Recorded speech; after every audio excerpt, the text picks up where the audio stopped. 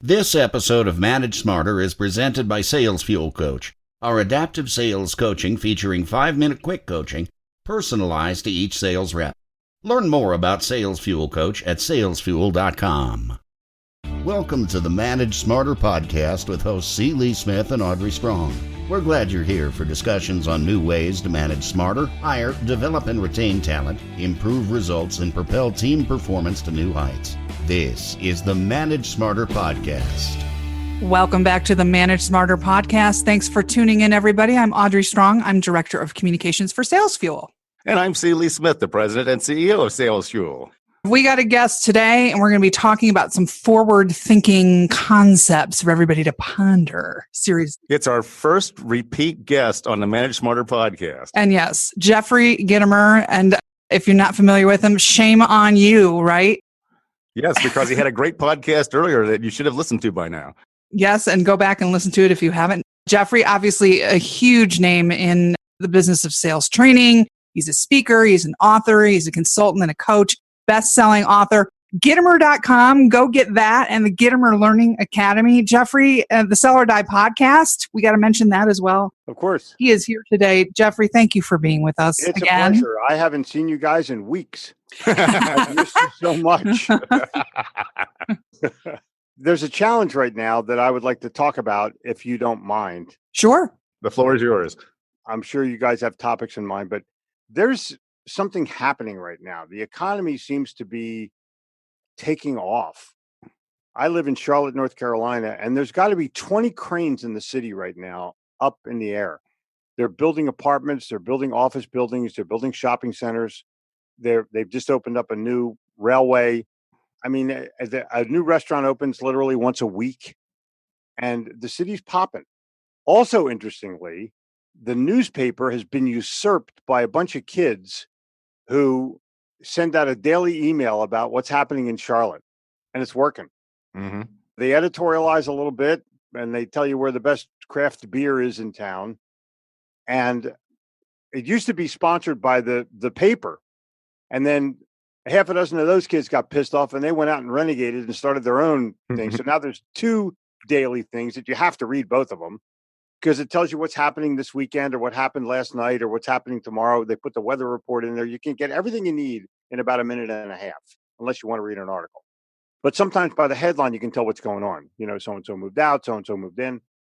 That's what's news. And the economy, in the meantime, is going crazy. And you as a salesperson or as a sales leader have a team of people, and sales are up. And you may erroneously think that you had something to do with it. That's the message. The economy is up, therefore your sales should be up. If they're not, something's drastically wrong. And if they are, you have to measure, are you better than the uptick? Because if you're not, you're just rolling along with the tide. And I want to engage you both about what is really happening right now and how long will it last?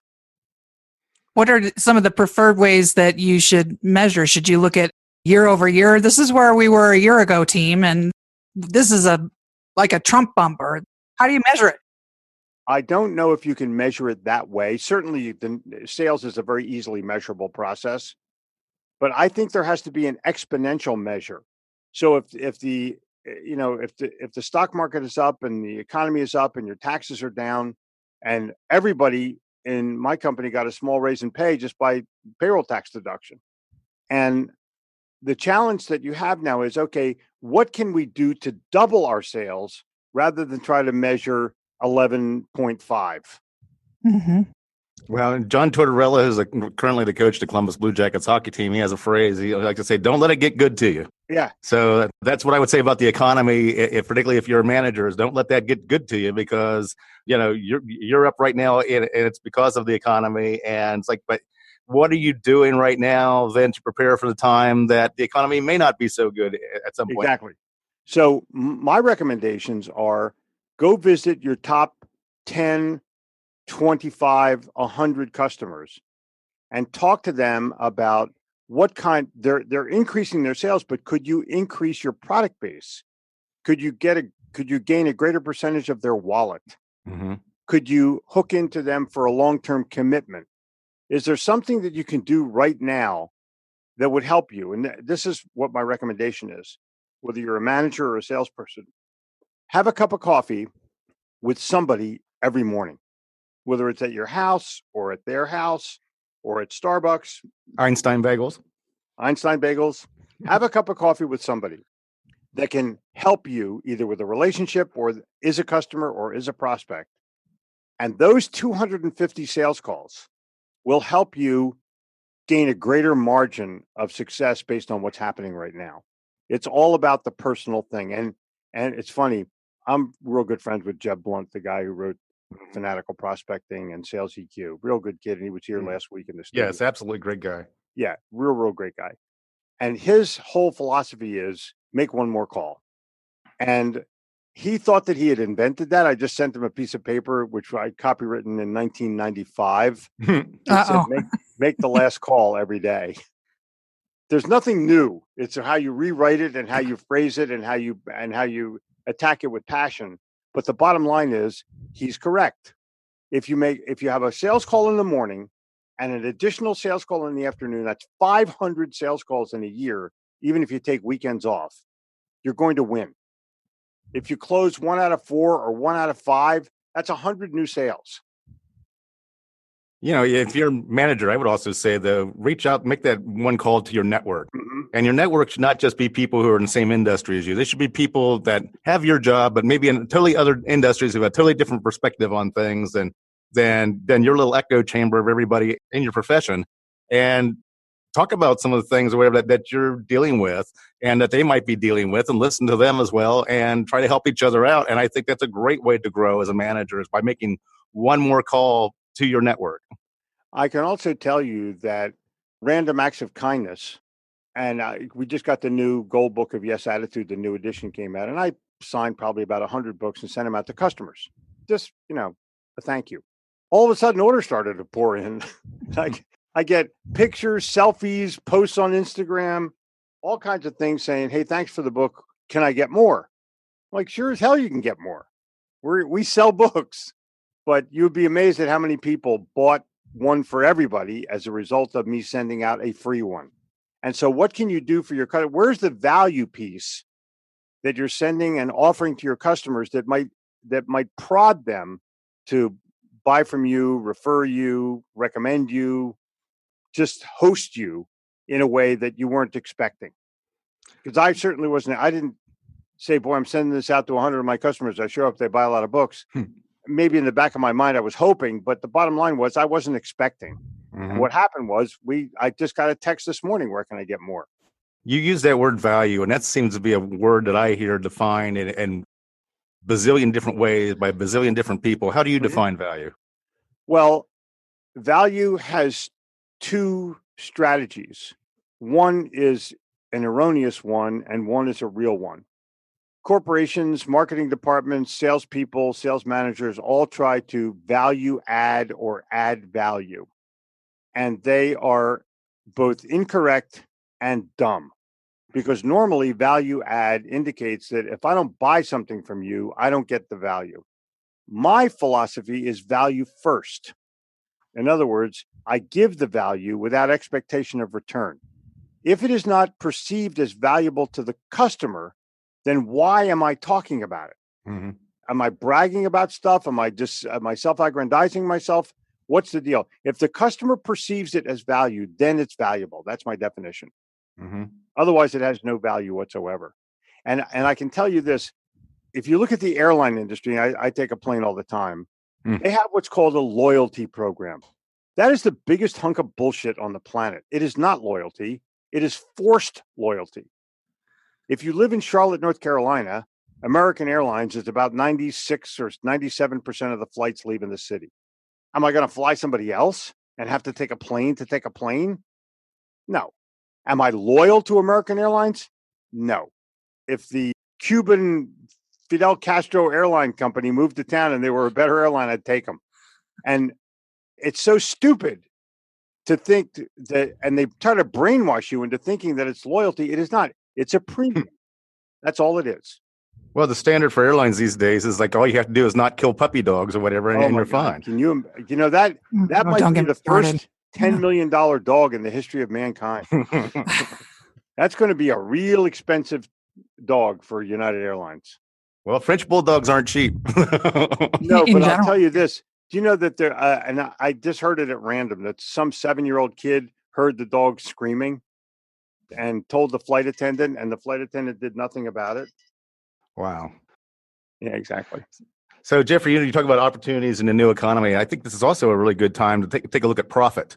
Because when the economy is not so good, as you know, it's like Right, you cut have your downward. price. Yeah, it's time to hold your profit. I agree. It's time to raise your profit right now. So it's like, how would you recommend doing that? Well, I had a client come in yesterday, and we did a talk. This is a guy who sells fire trucks, used fire trucks. He sells about 100 of them a year, most of them more than $100,000, and he sells them on the phone. What? Wow. Is that cool or what? He That's sells very cool. fire trucks on the phone, and here's the deal. Everyone wants a deal. Everyone wants to knock his price down. And I said, Glenn, if you take $5,000 off the price of the truck, that's $5,000 right out of your pocket. So I give 2 lines. Number 1 line is our prices are fair and our prices are firm. That's a big one. But the second one is we may not be the lowest price, but we are always the lowest cost. Because when you buy this truck, you may get it to your place and it needs service or it needs help or it needs a part or it needs some kind, and it may cost you more than $10,000 to service the other guy's truck.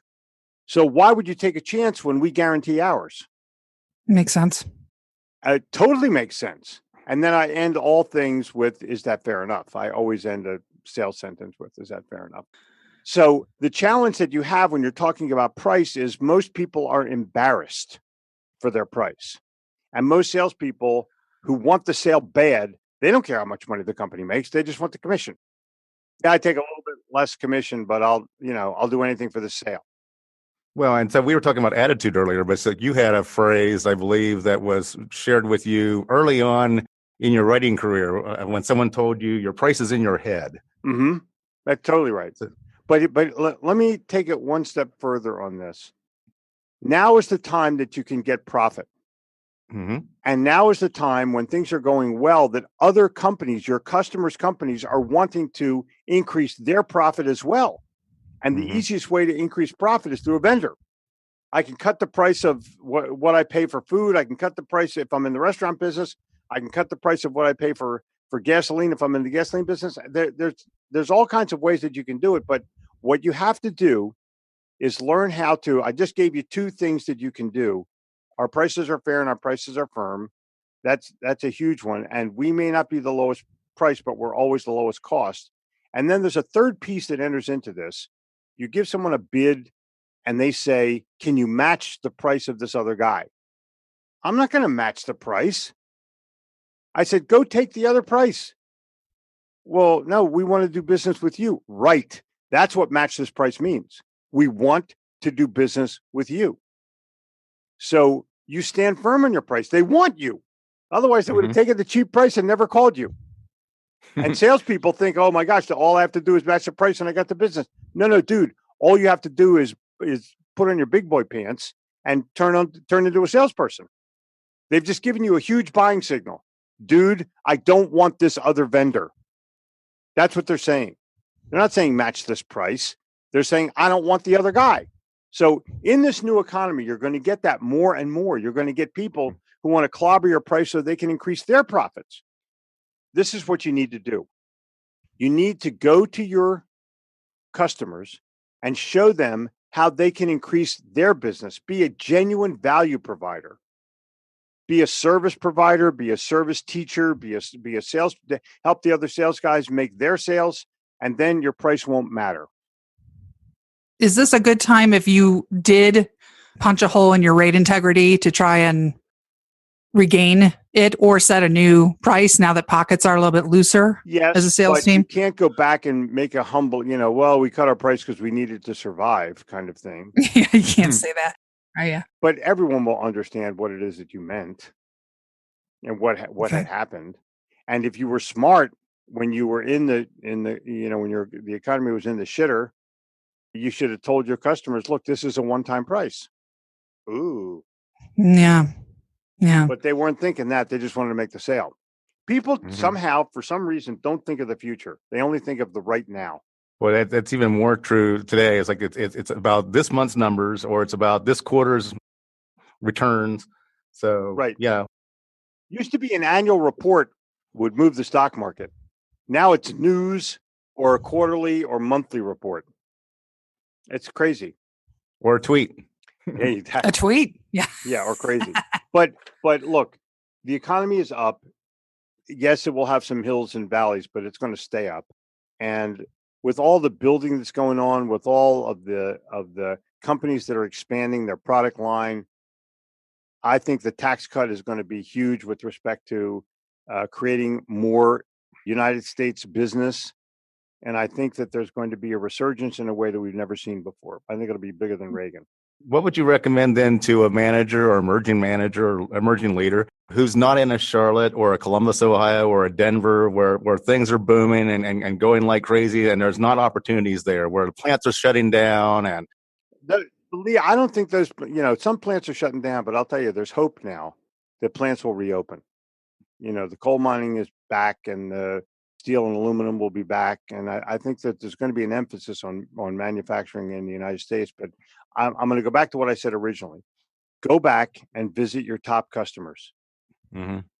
And, if you have 1,000 customers, visit 100 of them. If you have 10 customers, visit all 10 of them. But try to go out and find out what's happening at your customer's place. What are they experiencing? And how can you help the most? I always like to say to those people, it's like, well, we have airplanes and cars now. It's like, so if there's no opportunity, you feel like there's no opportunity where you're at now, move. There was an old commercial. It was an old United Airlines. I hate to curse, but there's an old United Airlines commercial where the sales manager came in and gave everybody an airline ticket and said, we're going to go visit our customer. And that was the right thing to do. You go out and visit them. I'm going to be visiting customers this weekend. I visited with customers all this week. I'm going to be going out and doing some seminars, one with an old customer, one with a new customer, but all of them are going to be long-term customers. I am not going to take a customer anymore that's not a long-term one. That's great. Mm-hmm. Well, these are great concepts and a lot of stuff to think about. And obviously, Lee has gone down to spend the day with Jeffrey for some professional development. And if those of you are interested in doing the same thing, Jeffrey, how do you want them to contact you? Just call our office, 704-333-1112. You can email me personally, jeffrey@gitomer.com. Take a look at our stuff. The Gitomer Learning Academy wins. It's an amazing place where you or your salespeople can go. Download our podcast, Sell or Die, podcast.com, and have a blast. Now's the time for personal development. Now's the time for attitude. Now's the time to encourage your people to be more and learn more. And if you're a sales leader and you're not supporting your salespeople out in the field, they're alone, and they want help. They want development. They have windshield time. Fill it up. Sounds good. Jeffrey, thank you so much for coming on the show again. We appreciate it. It's a doggone pleasure. And I would it's a third awesome. time as a charm, but I got other things I got to do. And we got to make some money. Let's do that. Hey, it's a pleasure to talk to you. Stay warm. It's going to be summer soon up there, isn't it? Like July 13th or something? Yeah, those 2 weeks in August. Right, exactly. Yeah. And I certainly wish you luck up there. And Charlotte is a place that you could move to if you decided that you really wanted good weather. Yeah, he just said move. Yeah. There's plenty of opportunities where I'm at now. So okay, cool. Well, I wish you Jeffrey, thank you very much for the opportunity. Yeah. I'll talk. We love you, and it was a pleasure talking to you. Thank you. Cheers. Thanks for listening. If you enjoyed the show, please rate and recommend on iTunes, Overcast, or wherever you get your podcasts. You can also get more great information at salesfuel.com.